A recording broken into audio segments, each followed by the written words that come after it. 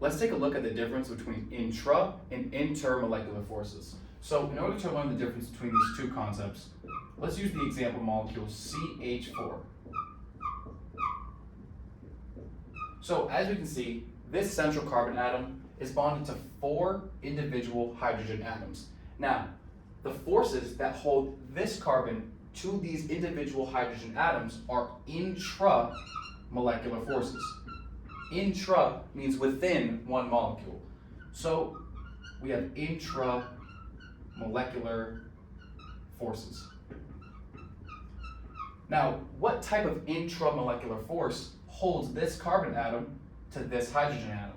Well, whenever we see a Lewis structure with this stick holding one atom to another atom, we know that this is a covalent bond. Now, a covalent bond is the sharing of 2 electrons from one atom to another atom. So when we look at CH4, we know that there are 4 intramolecular forces holding this carbon to each individual hydrogen atom. There are 4 covalent bonds being made, and it is sharing 2 electrons with each of these covalent bonds.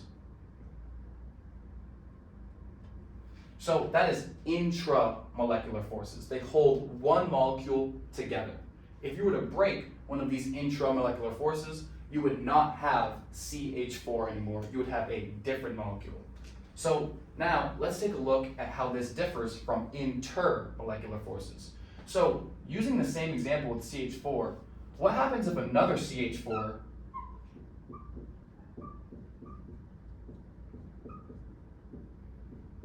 comes close to our original CH4 molecule? Now, intermolecular forces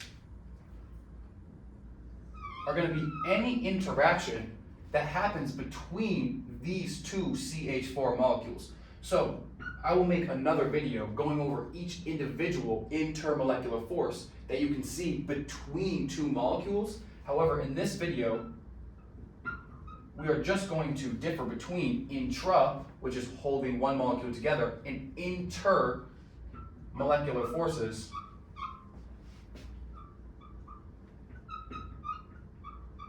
between 2 separate molecules.